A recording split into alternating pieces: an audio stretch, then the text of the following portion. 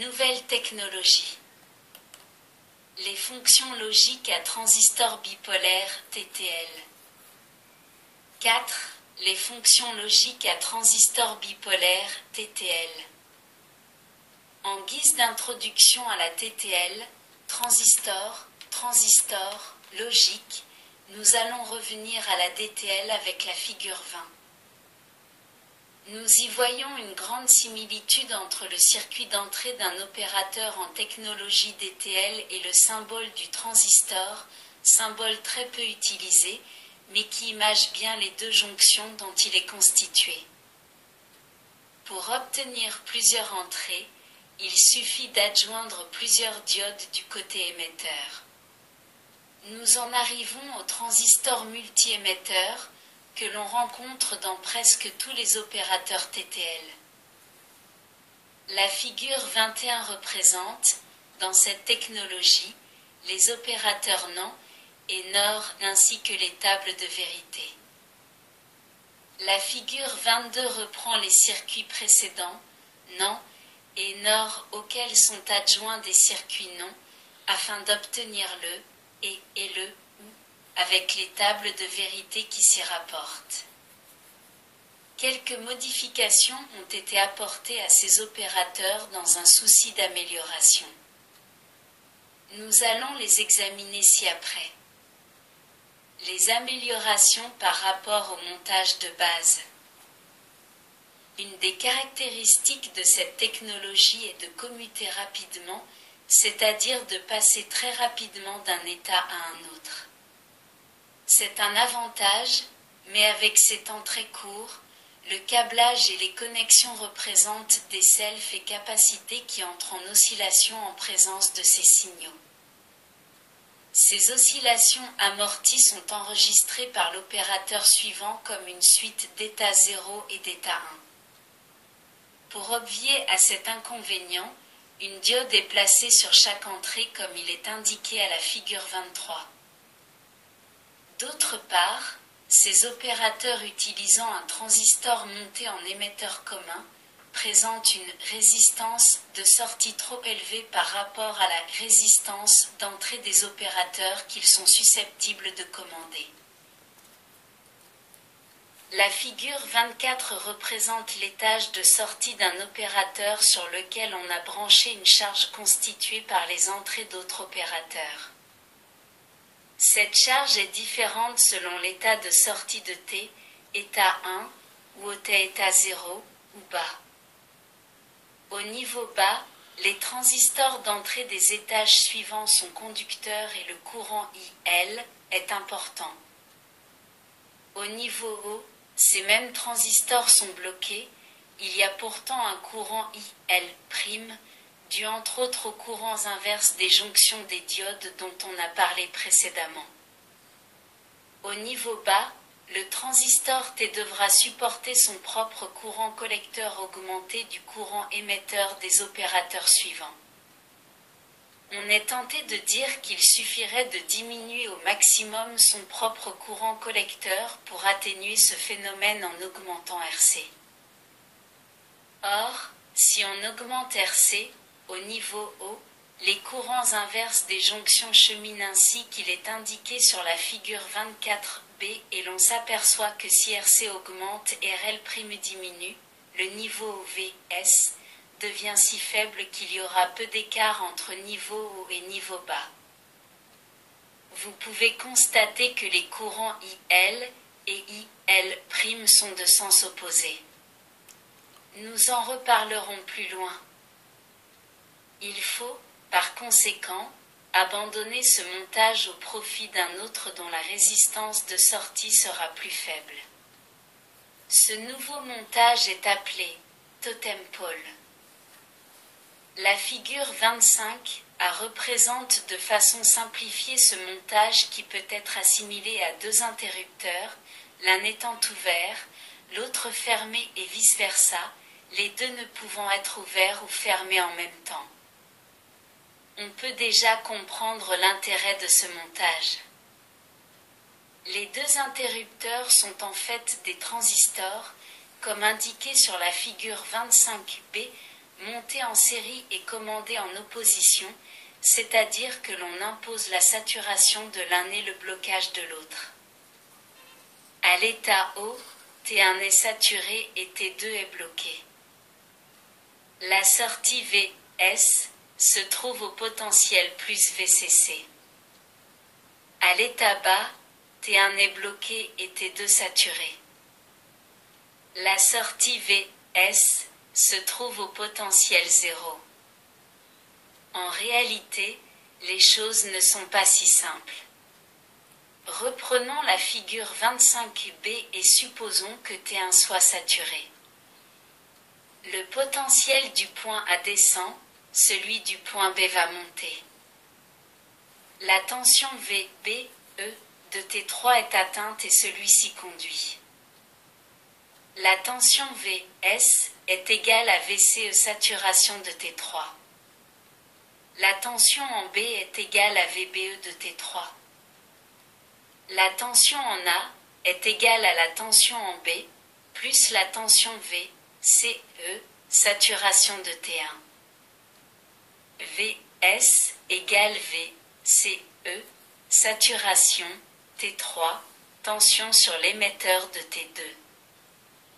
VA égale VBE, T3, plus VCE saturation, T1. D'où la tension VBE de T2. VA moins Vs égale VBE, T3, plus VCE saturation, T1, moins VCE saturation, T3.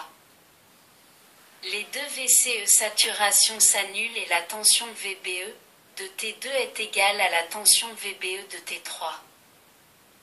T2 conduit également, alors qu'il devrait être bloqué.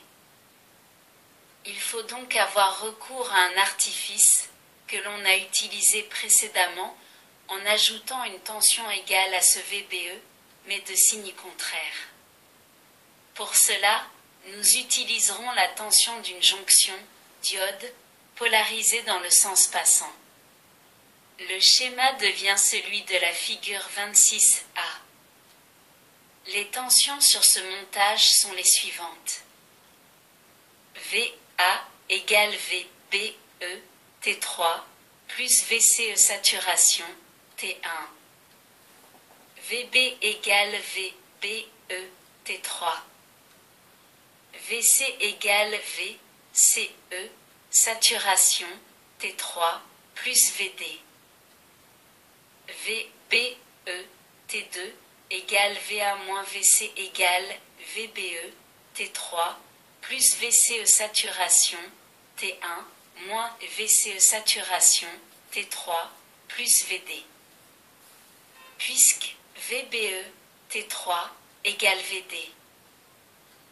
VCE saturation, T1, égale VCE saturation, T3. D'où VBE, T2, égale 0 V. Le transistor T2 est bien bloqué, alors que T3 est conducteur, Vs est au potentiel 0, état bas. Si T1 est bloqué, le potentiel du point B tend vers 0 et T3 est bloqué. Le potentiel de A remonte vers le plus VCC et la tension VBE de T2 est atteinte, un courant base s'établit et T2 est saturé. Le potentiel de Vs remonte vers le plus VCC, état O. Il y a cependant encore un petit défaut au moment de la transition, c'est-à-dire avant que T3 soit complètement bloqué, T2 commence à conduire, ce qui se traduit par un appel de courant que VCC doit fournir. Cet appel de courant sera freiné par l'adjonction d'une résistance de faible valeur comme indiqué à la figure 26b. La figure 27 représente un opérateur non tel qu'on peut le rencontrer dans la pratique. Sur ce montage, la résistance R2 disparaît, le courant base de T2 est fourni par le courant inverse de la jonction collecteur base de T1. À titre indicatif, Le tableau suivant fournit les valeurs des résistances de ce circuit. R1 égale 4 kΩ. R3 égale 1,6 kΩ. R4 égale 1 kΩ. R5 égale 130 ohms. La tension d'alimentation est de VCC égale plus 5 volts. Le courant d'entrée à l'état haut, 40 microampères. Le courant d'entrée à l'état bas, 1,6 milliampères. Le courant de sortie à l'état haut, 400 microampères. Le courant de sortie à l'état bas, 16 milliampères. La tension de sortie à l'état haut, 2,4 à 3,4 volts. La tension de sortie à l'état bas, 0,2 à 0,4 volts. La tension d'entrée considérée comme état haut, 2 volts. La tension d'entrée considérée comme état bas, 0,8 volts. Ces paramètres sont, dans les catalogues constructeurs, représentés par des abréviations. Dans la prochaine technologie 4, nous indiquerons une liste de ces abréviations. D'ores et déjà, nous pouvons en parler et donner quelques explications concernant la TTL. La tension d'alimentation, VCC. Le courant d'entrée à l'état haut, IH. I, symbole du courant, l'indice IH correspond à I, input entrée. H, height level niveau haut. Le courant d'entrée à l'état bas, IL. L'indice L correspond à low level niveau bas.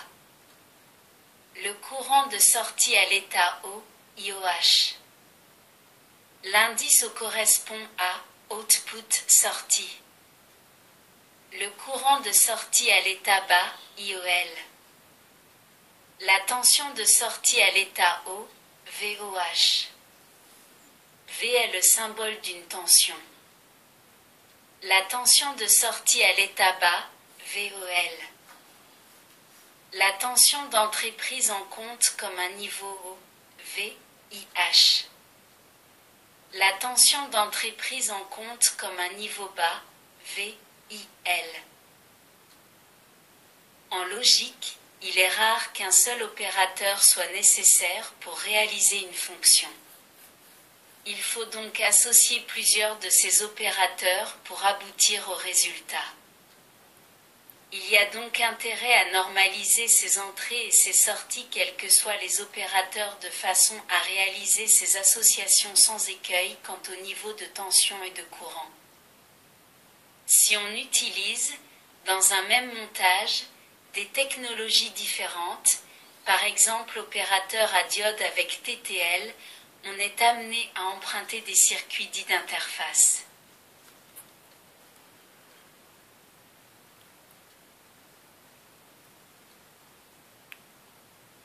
Merci de votre écoute. À bientôt.